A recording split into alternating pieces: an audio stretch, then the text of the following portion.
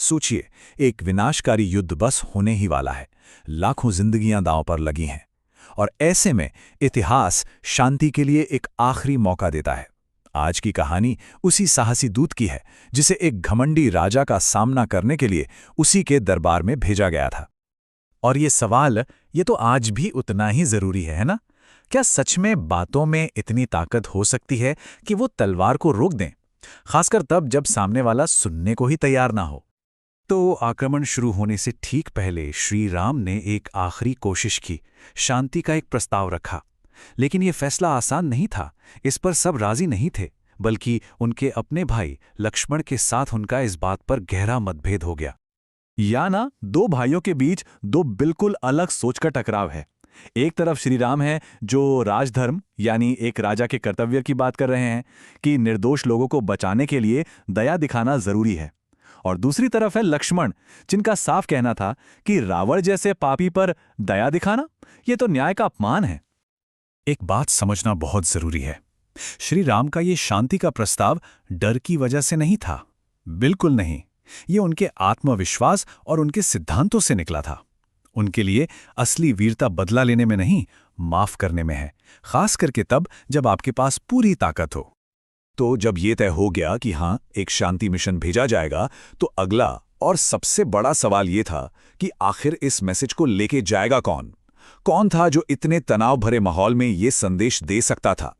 यहां देखिए, श्री राम की स्ट्रेटेजिक थिंकिंग। हनुमान जी तो थे ही इस काम के लिए काबिल, इसमें कोई शक नहीं। लेकिन उन्हें दोबारा भेजना एक तरह से गलत मूव होता। इससे रावण को क्या मैसेज जाता कि राम की सेना में बस एक ही योद्धा है जो लंका में घुस सकता है। ये तो कमजोरी दिखाने जैसा होता। और तब नाम सामने आया अंगद का। वो युवराज थे, तो उनके पास रॉयल अथॉरिटी थी, पर सबसे जरूरी बात, वो बाली के पुत्र थे और रावण बाली का दोस्त हुआ करता था, तो एक पर्सनल कनेक्शन भी था। ये चुनाव असल में डिप्लोमेसी का एक मास्टर स्ट्रोक था, क्योंकि इसमें पर्सनल और पॉलिटिकल दोनों मैसेज छुपे थे। तब अंगद पहुंचते हैं दुश्मन के गढ़ में, लंका, और यहां उनका हर एक कदम, हर एक एक्शन एक सोचा समझा संदेश है। दरबार में घुसने से पहले ही अंगद ने माइंड गेम शुरू कर दिए। उनसे कहा गया कि हथियार रख दो, तो उन्होंने अपनी गदा लंका की जमीन पर नहीं रखी, बिल्कुल नहीं, बल्कि उसे हवा में उछालकर सीधा अपनी सेना की तरफ फेंक दिया। मैसेज बिल्कुल क्लियर था, मुझे तुमसे डर नहीं लगता। अब दरबार के अंदर की बात सुनिए। रावण ने अंगद की बेइज्जती करने का कोई मौका नहीं छोड़ा। सदियों से परंपरा थी कि दूत को आसन दिया जाता है, बैठने के लिए जगह दी जाती है। रावण ने यह परंपरा तोड़ दी। ये एक खुला अपमान था। लेकिन शायद रावण अंगद के आत्मविश्वास को समझ नहीं पाया। तो अंगद ने इस बेइज्जती का जवाब दिया एक ऐसे पावर शो के साथ जिसके लिए रावण तैयार ही नहीं था। उन्होंने अपनी पूंछ को इतना लंबा किया कि उससे एक सिंहासन बना लिया, जो रावण के सिंहासन से भी ऊंचा था, और उस पर जाके बैठ गए। सोचिए, बिना एक शब्द बोले उन्होंने रावण की अथॉरिटी को उसी के दरबार में चैलेंज कर दिया। और अब शुरू होता है असली मुकाबला, शब्दों का, सोच का और अहंकार का। रावण, जो अपने घमंड में चूर था, उसने राम की दया को कायरता समझ लिया। उसके लिए ये पीस ऑफर का मतलब सिर्फ एक ही था कि राम उससे और उसकी सेना से डर गए हैं, और कुछ नहीं। रावण का ये ताना उसकी पूरी सोच को सामने रख देता है कि असली ताकत ही सब कुछ है, जिसके पास बल है वही सही है। लेकिन अंगद चुप रहने वालों में से नहीं थे। उनका जवाब रावण से भी ज्यादा तीखा था।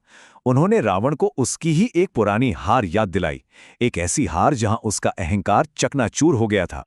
क्या जबरदस्त जवाब था ये! अंगद ने रावण को याद दिलाया कि असली शक्ति जोर जबरदस्ती से नहीं आती, बल्कि दैवीय कृपा से मिलती है। एक तरह से उन्होंने रावण को उसी के घमंड के खेल में हरा दिया। तो जब रावण शब्दों की लड़ाई हारने लगा, तो उसने अपनी स्ट्रैटेजी बदली। अब वो पर्सनल अटैक पे उतर आया। रावण ने अंगद के सामने एक ऐसी दुविधा खड़ी कर दी जो उनके अतीत से जुड़ी थी। उनकी सबसे कमजोर नस पर वार किया। रावण ने बहुत चालाकी से अंगद को उनके पिता बाली की याद दिलाई और उन्हें लालच देने की कोशिश की। उसने कहा, तुम अपने पिता के कातिल राम की सेवा क्यों कर रहे हो? मेरी तरफ आ जाओ, मैं तुम्हारा राज्य वापस दिलाने में तुम्हारी मदद करूंगा। ये अंगद के कैरेक्टर का, उनकी निष्ठा का आखिरी इम्तिहान था। लेकिन अंगद की निष्ठा अटल थी। उन्होंने रावण के ऑफर को ठुकरा दिया और इस ना के साथ ही शांति की आखिरी उम्मीद भी खत्म हो गई। अब साफ हो चुका था, युद्ध होकर रहेगा। और ये पूरी घटना हमें एक आखिरी और बहुत गहरे सवाल पर लाकर छोड़ देती है। जब कोई अहंकार में इतना अंधा हो जाए कि उसे दया भी कमजोरी लगने लगे, तो क्या डिप्लोमेसी, क्या शांति की कोशिश कभी कामयाब हो सकती है? शायद कुछ लड़ाइयां ऐसी होती हैं जिनका फैसला शब्दों से नहीं, मैदान जंग में ही होता है।